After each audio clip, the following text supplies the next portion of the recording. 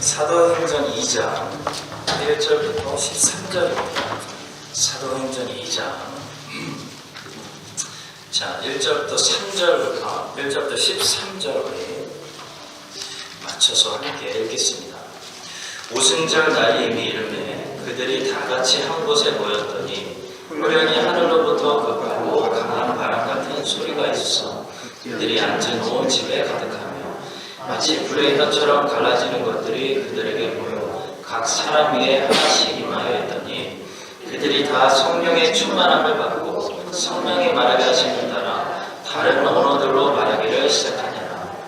그때 경건한 유대인들이 천하 각국으로부터 와서 예루살렘에 머물러 있더니 이 소리가 나매 큰 무리가 모여 각각 자기의 방언으로 제자들이 말하는 것을 듣고 소동하여 다 놀라 신기하게 여겨르되 보라, 이 말하는 사람들이 다 갈릴리 사람이 아니냐?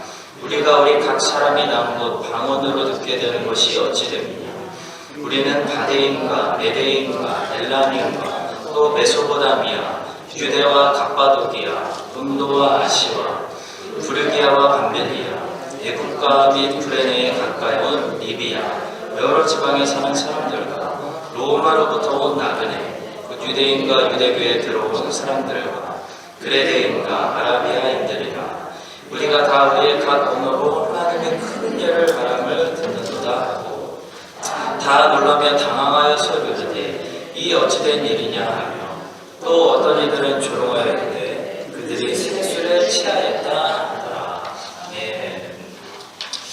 사도행전 강의의 세 번째 시간, 오늘은 오순절에 임하신 성령이라는 제목으로 말씀을 전하겠습니다.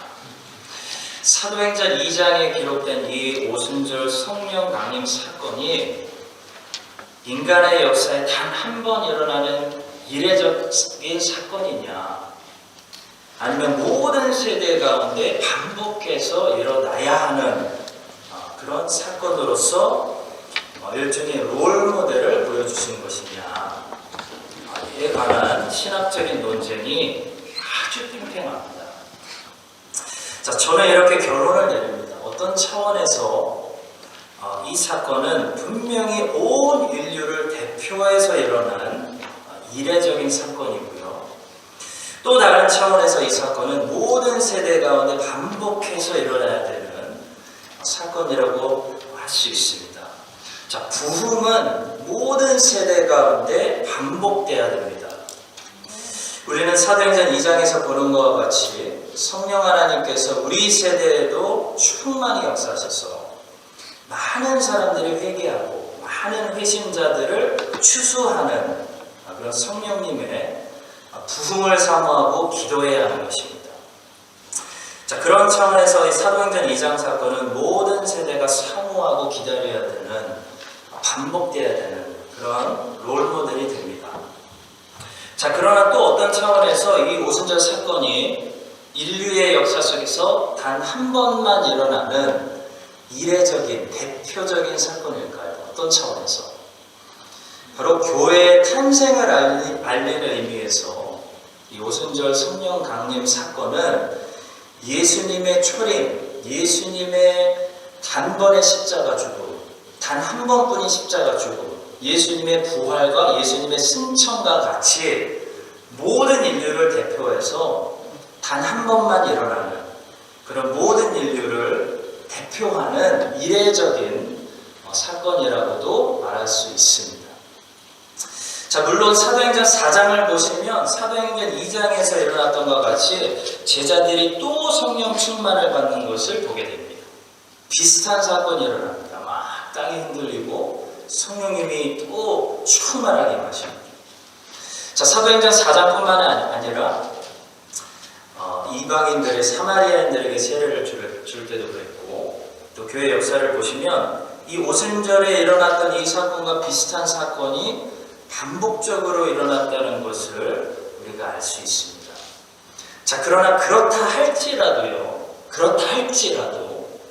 모든 세대 가운데 일어나는 이 성령 충만 받는 사건을 사도행전 2장에 기록된 사건과 동일한 사건으로 해석한다는 것은 분명한 무리가 있습니다. 자, 사도행전 2장에 기록된 이 사건, 이 사건은 예수님의 부활과 승천과 같이 성령님께서 최초로 예수님의 제자들에게 온전히 부어지는 사건으로서 이 땅의 교회의 탄생을 알리는 모든 세대를 대표하는 그런 이례적인 사건으로 봐야 됩니다. 오순절 교회들이 사도행전 2장 사건을 보면서 우리 세대도 저렇게 성령 충만한 사건을 경험해야 된다 라고 말하는 것은 좋은 거죠. 좋은 것을 사모해야 되는 것을 사모하는 좋은 열정입니다. 그건 맞는 겁니다. 자, 그러나 부흥을 사모하는 오순절 교회들이 꼭 알아야 되는 거, 그들이 실수하는 건 뭐냐면 사도행전 2장과 같은 부흥의 사건이 우리에게 일어난다 할지라도 지금 우리가 경험하는 부흥이 절대로 사도행전 2장에 기록된 사건과는 구별된다는 겁니다. 자, 사도행전 2장에 기록된 이 오순절 성령 강림 사건, 모든 인류를 대표해서 딱 한 번 일어난 이례적인 사건입니다. 여러분, 이것을 구별하지 않으면 예수님께서 직접 선택하신 사도들과 사도들이 전한 복음을 듣고 예수님을 보지 못하고 믿은 여러분과 저 같은 우리 제자들을 구별하지 못하게 되죠. 그래서 나도 사도들이 가지고 있었던 초자연적인 능력들을 가져야만 한다는 그런 착각에 빠지거나 나도 사도들과 동일하다는 신사도 운동에 빠질 수 있게 됩니다.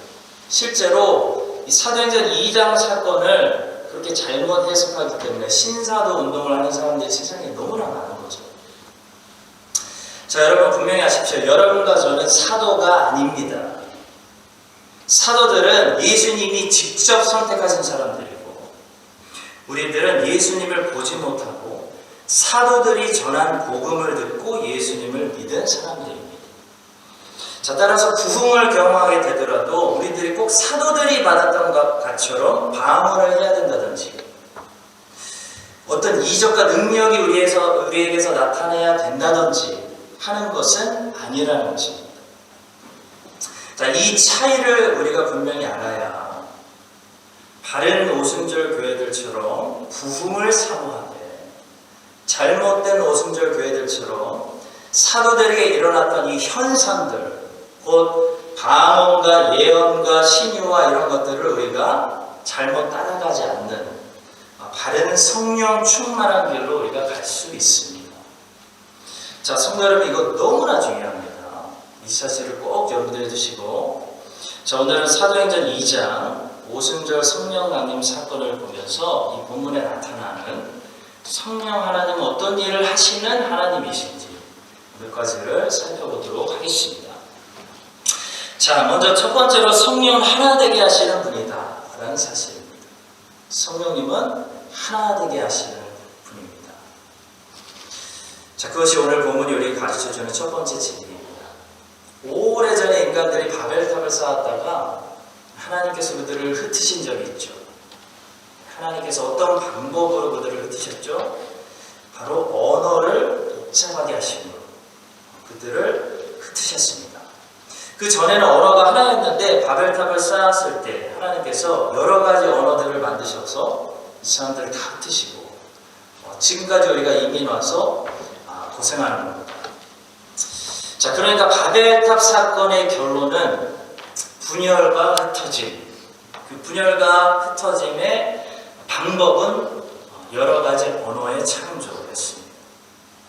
자, 그런데 오늘 본문에 보시면 성령께서 오시니까 어떤 일이 제일 먼저 일어났냐면 언어의 장벽을 넘어서서 성령님께서 사람들을 하나 되게 하시는 역사가 회복되고 있습니다. 여러분, 언어의 장벽이 얼마나 높습니까? 세상에 많은 장벽들이 있는데요. 제일 높은 장벽이 언어의 장벽입니다. 트럼프가 멕시코와 미국 국경 사이에 장벽을 쌓지 않았습니까? 보니까 엄청 높더라고요. 엄청 높은데 여러분, 멕시코 사람들은 아무리 높은 장벽 쌓아놔도 넘어가는 방법이 있습니다. 근데 멕시코 사람들도 넘기 힘들어하는 장벽이 있는데 바로 언어의 장벽이죠. 언어의 장벽.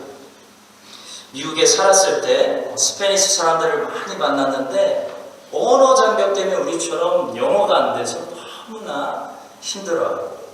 미국 사회에 적응을 못하는 그런 이민자들이 많습니다. 언어의 장벽이라는 거 너무나 높습니다. 여러분 한국, 일본, 중국 사람들이 만약에 같은 언어를 쓴다. 한번 상상해 보십시오. 중국 사람 만났는데 니하오가 아니라 안녕하세요. 일본 사람 하지메 마시데가 아니라 안녕하세요. 인사한다고 한번 생각해 보십시오. 지금보다 아마도 훨씬 더 서로 이해가 잘 되고 싸우지도 않고 서로 더 왕래하는 그런 나라들이 되었을 것 같습니다. 근데 언어가 다르니까 못 알아듣는데 자꾸 오셔서 중국말로 하시니까 I'm not Chinese 했는데 그 영어도 못 알아들으시니까 참 도와드리고 싶은데 서로 어렵죠. 여러분 근데 본문에 보시면 성령이 오시면 이 언어의 장벽도 넘어서 언어가 서로 다른데도 하나 될 수 있다라는 것을 보여주십니다. 놀라운 일이죠. 성령은 이런 일을 하실 수 있다는 겁니다. 자, 그래서 이상하게 크리스찬들끼리 만나면 인종이 다르고 언어가 달라도 뭔가 대화가 통하게 되는 것을 느낍니다. 둘 다 영어를 그렇게 못하는데도 크리스찬들끼리 만나면 뭔가 통하는 게 느껴지죠. 그렇지 않습니까, 여러분? 왜 그럴까요? 하나 되게 하시는 성령이 크리스찬들 안에 있기 때문입니다. 성령이 우리 가운데 충만하게 계시면 반드시 나타나는 한 가지 열매가 있는데 믿는 사람들이 성령 안에서 하나 된다는 것입니다. 여러분 우리가 성령 안에서 언어를 뛰어넘고 생각의 차이를 뛰어넘고 문화를 뛰어넘고 세대 차이를 뛰어넘어서 하나 되는 것이 중요한 이유가 있습니다. 그냥 우리조차가 하는 것이 아니라 성령이 우리를 하나 되게 하시면 예수 그리스도가 살아계심이 세상에 증거되기 때문입니다. 너무나 중요합니다. 예수님께서는 요한복음 17장에서 아주 중요한 말씀을 하십니다. 아버지여 아버지께서 내 안에 내가 아버지 안에 있는 것 같이 그들도 다 하나가 되어 우리 안에 있게 하사 세상으로 아버지께서 나를 보내신 것을 믿게 하옵소서. 유니티가 예수 그리스도를 전도하는 역할을 한다는 거죠. 자, 한국과 중국과 일본이 이 정치적으로 원수 관계에 맨날 싸워도 크리스찬들끼리 이 성령 안에서 하나 되고 우리가 사랑하면요 믿지 않는 세상 사람들이 그 모습을 보고 예수가 살아계심을 믿게 된다는 것입니다. 자, 주님의 말씀 요한복음 17장 23절에서 읽어보겠습니다. 내가 그들 안에 있고 아버지께서 내 안에 계시고 그들로 온전함을 이루어 하나가 되게 하려 함은 아버지께서 나를 보내신 것과 또 나를 사랑하신 같이 그들도 사랑하신 것을 세상으로 알게 하려 함이로소이다. 자, 성령을 받은 하나님의 자녀들이 하나 되는 것은 전도와 직접적인 관계가 있는 너무나 중요한 일입니다. 성령은 가장 높은 벽인 언어의 장벽도 허무시고 모든 나라 모든 민족에게 성령 안에서 하나님 자녀들이 하나 되게 하시는데요. 우리들은 같은 민족 안에서 같은 언어를 쓰는 우리 안에서 우리끼리 서로 만약에 싸우고 갈라지고 분쟁한다면 제일 첫 번째로 안타까운 것은 뭐냐면 우리가 아무리 예수님을 믿으라고 전도해도 세상 사람들이 싸우고 분열하는 우리의 모습을 보고 콧방귀를 낀다는 겁니다. 그게 문제라는 거죠. 웃기지 말아라. 너네나 잘해라. 그렇게 말한다는 겁니다. 자, 여러분 사탄이 이걸 잘 알고 있습니다. 그래서 사탄은 전도를 받기 위해서 복음만 변질시키는 일만 하는 것이 아니고 사탄은 전도를 막기 위해서 무슨 일에 애를 쓰냐면 하나님의 자녀들이 서로 싸우게 한다는 겁니다. 싸우게 한다는 겁니다. 하나님 자녀들이 서로 싸우고 분쟁하고 갈라지면 세상 사람들은 교회를 향해 마음을 닫게 되는 거죠. 자, 에베소서 4장 3절 말씀 우리에게 성령이 하나 되게 하신 것을 힘써 지키라 라고 권면합니다. 그런데 그 앞에 2절 말씀을 보시면 어떻게 우리가 구체적으로 성령이 하나 되게 하신 것을 힘써 지킬 수 있는지 말씀하시죠. 에베소서 4장 2절과 3절을 말씀합니다. 모든 겸손과 온유로 하고 오래 참음으로 사랑 가운데서 서로 용납하고 평안에 매는 줄로 성령이 하나 되게 하신 것을 힘써 지켜라. 그러니까 이 앞에 것을 해야 성령이 하나 되게 하신 것을 지킬 수 있다는 겁니다. 첫 번째가 뭐죠? 겸손입니다. 겸손. 남들의 허물이 보일 때 남들을 판단하기 전에 나부터 판단하라는 겁니다. 제가 담임 목사가 되니까 수많은 사람들이 저에게 찾아와서 남들을 비판하는 그런 것을 쏟아내는데요. 솔직히 그 남들을 비판하는 소리를 들어보면 100%는 아니지만 틀린 소리는 거의 없습니다. 잘 판단하시더라고요. 자, 그런데 문제는 뭐냐면 그 말씀을 하시는 그 성도님들은 자기는 잘못한 것을 전혀 못 판단하는 게 참 문제입니다.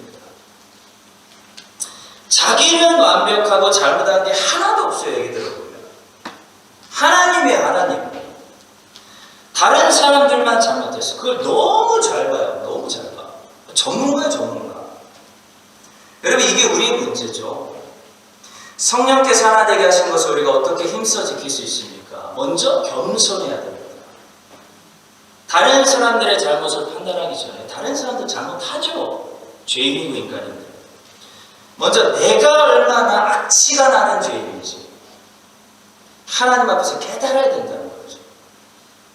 그러면 다른 사람들의 잘못을 판단하는 것이 아니라 용서할 수밖에 없습니다.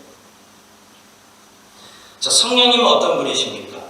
바벨탑을 통해 세워진 언어의 장벽까지 허무시고 모든 민족 모든 나라를 예수 안에서 하나 되게 하시는 분입니다. 여러분과 제가 더욱더 겸손함으로 이 성령께서 하나 되게 하시는 것을 힘써 지켜서 모든 세계의 그리스도인들과 하나됨으로 예수 그리스도가 살아계심을 세상에 증거하는 그 증인들. 이 사도행전의 주제는 예수님의 증인이 되는 것입니다. 이 증인들이 될 수 있기를 주님의 이름으로 간절히 축복합니다. 자, 두 번째로 오늘 본문은 성령의 역사는 바람과 같다라고 말씀합니다. 성령님의 역사는 바람과 같다라고 오늘 본문이 보여줍니다. 2절의 말씀 우리 한번 같이 읽어보겠습니다. 호련히 하늘로부터 급하고 강한 바람 같은 소리가 있어 그들이 앉은 온 집에 가득하며.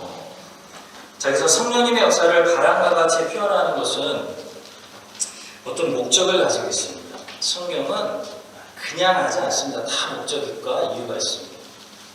자, 바로 성령 하나님께 모든 주권이 있다라는 메시지를 강조하기 위함입니다. 기억나시나요? 예수님께서 니고데모에게 성령의 거듭나게 하심을 설명하실 때 성령의 역사를 바람과 같은 것으로 말씀하신 적이 있습니다. 요한복음 3장 8절 바람이 임의로 불매 내가 그 소리는 들어도 어디서 와서 어디로 가는지 알지 못하나니 성령으로 난 사람도 다 그러하니라. 자, 예수님이 지금 무슨 말씀하시는 거죠? 예수님 말씀의 의도는 성령이 하시는 일은 성령님께 주권이 있다. 사람이 알지 못한다. 사람이 컨트롤하는 게 아니다. 그런 말씀이에요. 한마디로 사람이 다시 태어나고 싶다고 태어나는 게 아니라는 겁니다. 성령이 태어나게 해주셔야 사람이 거듭난다는 거죠. 그 거듭난 사람은 자신이 언제부터 이렇게 거듭나게 되었는지 모른다는 겁니다. 그냥 태어나게 된다는 겁니다.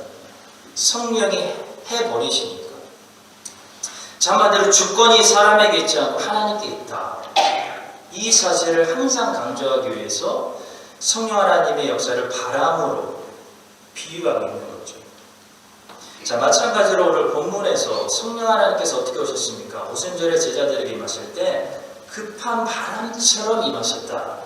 여러분, 이것은 제자들이 그 출처를 알지 못한다는 겁니다. 제자들이 준비가 돼서 성령님이 오신 것도 아니고 제자들이 오라고 해서 오신 것도 아니고 제자들은 성령의 출처를 알지 못하는 가운데 성령님께서 주권적으로 제자들에게 임하셨다. 그런 메시지가 2장에 있는 것입니다. 우리가 부흥론을 공부할 때 이것이 너무나 중요합니다. 성령님의 주권. 성령님은 우리가 다룰 수 있는, 우리가 컨디션을 만들어 놓고 됐으니까 오소서 할 수 있는 능력이 아니라는 겁니다. 여러분, 바람이 불면 지금 바람이 여기 있구나 라는 거 알아도 바람이 어디서부터 불기 시작했는지 모릅니다. 바람을 만들어낼 수가 없습니다. 자, 성령의 역사는 언제나 그것과 같습니다. 부흥이 오면요, 여기 부흥이 있다 라는 것을 우리가 인식하는데요, 우리가 부흥을 오게 만들 수 없다는 겁니다. 그러니까 그 주권이 우리에게 있지 않고 하나님께만 있습니다. 성령을 보내시는 분은 성부 하나님과 성자 하나님이십니다. 자, 그래서 우리는 온전히 뭘 할 수 있냐면 성령이 오시도록, 부흥이 오도록 기도하고 사모하고 기다리는 수밖에 없어요. 자, 우리가 무엇을 준비한다고 해서 성령이 원하시는 조건을 준비해 놓았다고 해서 성령이 오시는 것이 아니라는 겁니다. 부흥론에는 요나단 에드워즈식 부흥론이 있고 찰스 피니식 부흥론이 있습니다. 자, 미국에서 일어난 제1차 대각성 운동, 18세기죠. 1740년에 요나단 에드워즈와 조지 휘필드를 통해서 일어난 이 부흥운동을 제1차 대각성 운동이라고 부릅니다. 그리고 19세기 초에 찰스 피니를 중심으로 일어난 부흥운동을 제2차 대각성 운동이라고 부르는데요. 요나단 에드워즈식 부흥 개념과 찰스 피니식 부흥 개념은 큰 차이가 있습니다. 간단히 설명해 드리면 주권의 차이가 있습니다. 주권. 요나단 에드워즈가 정리한 부흥론은 한마디로 얘기하면 뭐냐면 하나님의 주권적인 은혜를 강조합니다. 한마디로 미국과 영국이 하나님이 원하시는 무언가를 당시 준비했기 때문에 하나님께서 비로소 성령을 부어주시고 회심자들을 크게 추수하시는 그런 부흥이 일어난 것이 아니라는 겁니다. 전혀 준비되지 않았습니다. 영국은 이신론으로 쩌들어 있었습니다. 전혀 예상하지도 못하게 오히려 암흑 같은 시대 속에서 절대적으로 무기력한 교회들 가운데 하나님의 도우심이 절대적으로 필요한 그 시기에 하나님께서 바람처럼 갑자기 역사하셔서 교회를 도와주신 사건, 교회를 살려내시는 사건, 이 하나님의 은혜를 가장 연약할 때 부어주신 사건, 그 하나님의 주권적인 성령의 역사가 바로 제1차 대각성 운동이었습니다. 자, 그래서 요나단 에드워즈가 정리한 이 부흥론은 한마디로 조건 없는 하나님의 은혜와 하나님의 주권을 강조합니다. 이것이 전통 부흥론입니다. 전통적인 부흥론이 돼서 마틴 로이드 존스 목사가 발전시킨 전통적인 부흥신학으로 정리가 됐습니다. 저도 요나단 에드워즈식 부흥론을 믿고 있고요. 우리 성도님들도 요나단 에드워즈식 부흥론을 믿기를 바랍니다. 자, 우리가 무언가를 준비했기 때문에 하나님이 일하시는 것이 아니라 바람이 어디서부터 불기 시작했는지 우리가 알지 못하는 것처럼 하나님께서 바람을 불게 해주셔야 우리 가운데 어떤 역사가 일어나기 시작한다는 거죠. 자, 반대로 찰스 피니는 완전히 다른 부흥관을 제시합니다. 찰스 피니는 방법론을 발전시켰습니다. 한마디로 교회가 부흥의 조건을 갖추어 놓기만 하면 언제든지 원하는 때 부흥이 일어날 수 있다고 믿은 것입니다. 찰스 피니식으로 보게 되면 오늘날 교회의 부흥이 일어나지 않는 이유는 교회가 하나님이 원하시는 어떤 부흥의 조건을 채우지 못하고 있기 때문에 하나님은 하늘에서 그것을 계속해서 안타깝게 보고 계신다. 이 찰스 피니의 생각입니다. 완전히 잘못된 생각이죠. 성경은 찰스 피니의 관점을 말씀하고 있지 않습니다. 성도 여러분, 우리가 먼저 회개한다고 부흥이 오는 것도 아니고요. 부흥이 오기 때문에 우리가 회개하는 역사가 일어나게 되는 줄로 믿으시기 바랍니다. 교회가 스스로 개혁한다고 그 다음에 부흥이 오는 것이 아니고요. 하나님께서 우리를 불쌍히 여겨주셔서 쟤네 안 되겠다. 불쌍히 여겨주셨어. 이 세대를 긍휼히 여겨주시고 하나님의 선하신 섭리와 계획 안에서 이 세대를 살려주시기를, 회복시켜주시기를 작정하시고 은혜를 부어주시면 어떤 일이 우리 안에 반응으로서 일어나냐면 회개하기 시작하고 교회가 개혁하고 바른 신학을 찾기 시작하고 신학이 개혁되고 성도들의 삶이 성화되고 정결해지고 예배가 회복되고 예배에 막 모이기 시작하고 관계가 회복되고 용서하기 시작하고 무너진 성전이 다시 건축되고 하나님의 백성들의 마음이 다시 하나님께 돌아오는 그런 회복과 부흥의 역사가 일어나게 되는 것입니다. 누구 때문에요? 바람이 불기 때문에, 성령이 오셨기 때문에. 자, 그러나 한 가지 우리가 부흥이 일어나기 시작할 때 그 징조를 찾을 수 있는 것은 하나님께서는 부흥을 일으키실 때 항상 하나님의 말씀을 전하는 사역자들을 일으키신다라는 사실입니다. 하나님은 아합과 이스라엘 시대에 엘리야를 일으키셨습니다. 사사 시대 말년에 사무엘을 통해 하나님 말씀하셨습니다. 하나님 말씀이 다시 선포되기 시작된다는 거죠. 조지 휘필드와 같은 위대한 설교자를 통해 하나님 말씀을 선포하는 사역자들이 하나님이 이렇게 세우신다는 겁니다. 자, 성도 여러분, 찰스 피니식으로 우리가 집회를 꾸미고 분위기를 만들고 음악으로 사람들을 흥분시키고 자극을 준다고 해서 없는 성령 운동이 일어나고 회개 역사 일어나는 거 아닙니다.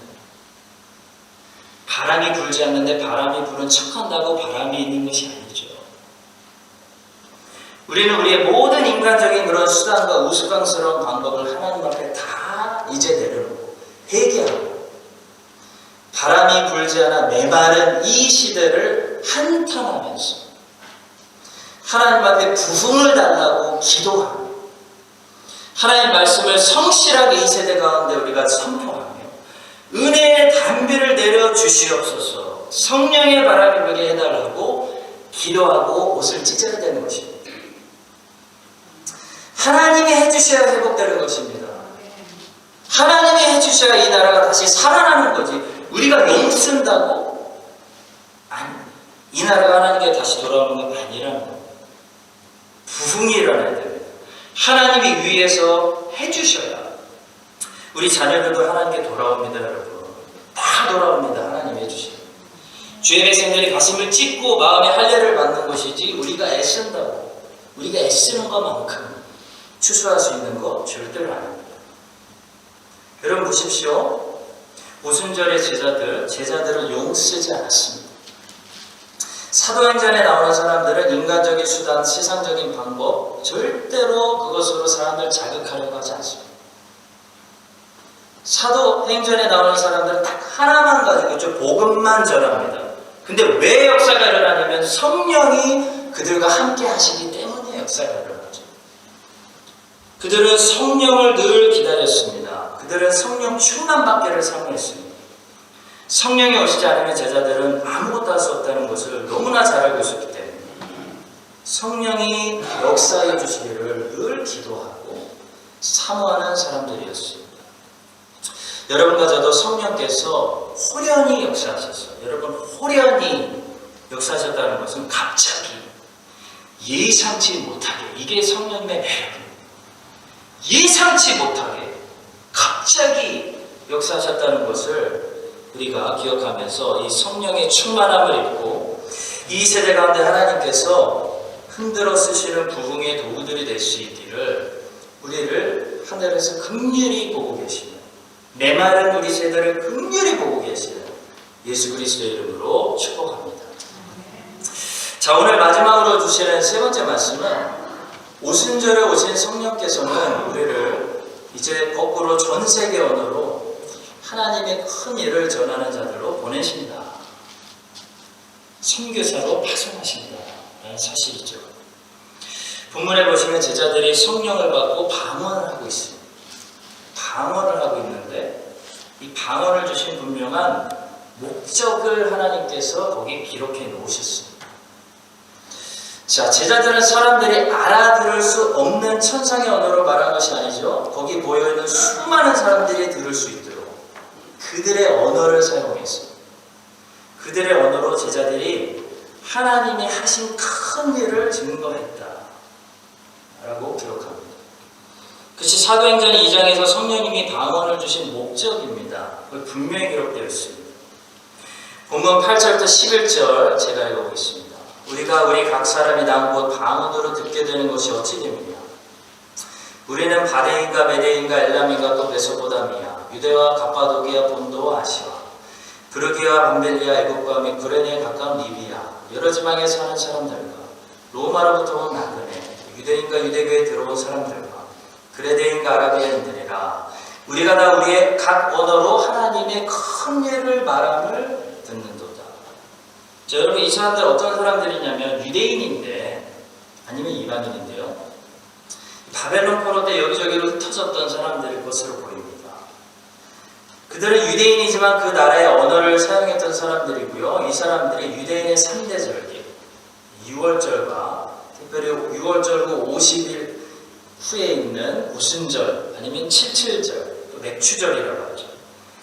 이 절기들을 지키기 위해서 50일 넘게 지금 예루살렘에 와 있는 겁니다.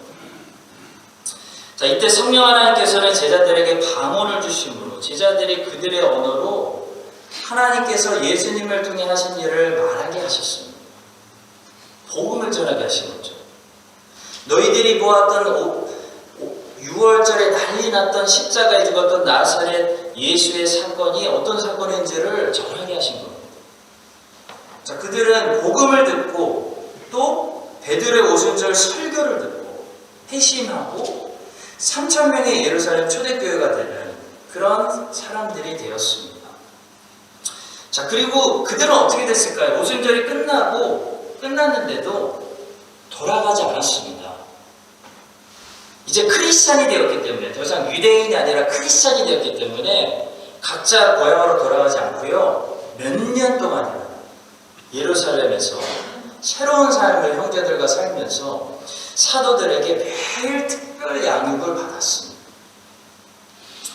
그리고 몇 년 후에 이들이 어떻게 됐냐면 하나님께서 이제 예루살렘에 핍박이 일어나게 하시고 이들을 다시 뿔뿔이 흩으십니다. 뿔뿔이 흩어진 이 사람들이 어디로 갔겠습니까? 여러분이라면 어디로 가겠어요? 각자 자기 고향으로 돌아가겠죠. 각자 자기 고향으로 돌아가면서 이 사람들이 뭘 했냐면 가는 곳마다 복음을 전했습니다. 그래서 굉장히 빠른 시간 안에 로마 제국 안에 복음이 전해지고 교회들이 세워지기 시작했습니다. 이 사람들 때문에. 여러분 사도 바울이 최초의 이방인 사도이지만 사도 바울이 가기 전에 이미 로마 제국 전역에 하나님의 교회들이 많이 있었습니다. 사도 바울은 3차 전도여행 중에 고린도에서 로마로 편지를 보냈죠. 바울은 아직 로마에 가서 교회를 개척하지 않았습니다. 근데 로마에 이미 교회가 있었다는 거죠. 자, 이 로마 교회 누가 개척했을까요? 오순절에 사도들이 하는 방언으로 복음을 듣고 베드로의 설교 듣고 회개했던 이 3,000명 중에 로마에서 온 사람들도 있었다고 본문이 기록합니다. 10절 말씀 다시 보겠습니다. 브르기와 밤벨리아, 애국가 및 구레네에 가까운 리비아, 여러 지방에 사는 사람들과 로마로부터 온 나그네, 유대인과 유대교에 들어온 사람들과 로마에서부터 유대인의 3대 절기 지키려고 예루살렘 왔다가 사도들이 방언으로 복음 전하는 거 듣고 베드로의 설교 듣고 회심한 그 사람들이 흩어져서 사도 바울보다 먼저 가서 로마에 교회 개척했다는 거죠. 자, 성도 여러분, 오순절 교회들 중에서도 이 잘못된 은사주의자들은 방언에 꽂혀가지고 자기가 어떤 능력 받았다는 것을 자기 스스로도 확인하고 싶어서 자꾸 사람들이 알아들을 수 없는 이상한 소리로 자꾸 기도하는데요. 본문에 성령 하나님께서 제자들에게 방언을 주신 이유는 분명한 목적이 있습니다. 바로 하나님의 크신 일을, 여기 써있죠. 하나님의 크신 일을 전 세계 언어로 전 세계 사람들이 듣게 하시기 위해서 복음이 전 세계로 전파되게 하시고 하나님의 교회가 온 세계에 세워지게 하시기 위해서 사도들에게 방언으로 복음을 전하게 하신 겁니다. 자, 사도들은 그때 수많은 언어로 하나님이 예수를 통해 하신 큰 일을 전했던 거지, 사람들이 알아들을 수 없는 이상한 소리를 냈던 것이 아닙니다. 본문에서 성령의 감동을 받은 누가가 사도들이 방언을 받은 것을 기록한 목적은 분명히 선교의 목적을 두고 있다고 기록하고 있습니다. 복음을 전하기 위한 것이었다는 거죠. 자, 사랑하는 성도 여러분, 따라서 성령이 하시는 일은 하나 되게 하시고 모든 민족과 족속에게 예수 그리스도의 복음을 전하게 하시는 일. 성령님은 그 누구보다도 이 일을 주권적으로 하시는 분입니다. 성령이 먼저 하시지 않으면 그 누구도 인간의 수단과 방법으로 이 일을 해낼 수가 없습니다. 우리 너무나 연약하기 때문에. 제1선교사, 세상의 복음을 전하는 항상 앞에 계신 선교사는 성령님입니다. 성령님이 하시는 거예요. 자, 성령이 하신 이 세계 선교, 그 역사를 기록한 것이 바로 사도행전입니다. 사도행전에 등장하는 성령께 쓰임받은 이 사람들은 요즘 말로 하면 모두 그래서 선교사라고 부를 수도 있는 거죠. 여러분과 제가 성령의 충만을 받게 되면 하는 일이 예수 그리스도의 복음을 온 세계에 전하는 선교사가 되는 것입니다. 자, 성령께서 오늘도 하기 원하시는 이 선교사역, 온 세계의 복음 전도, 그 사역에 크게 쓰임받는 그런 귀한 인생들이 되시기를 예수님의 이름으로 간절히 축원합니다.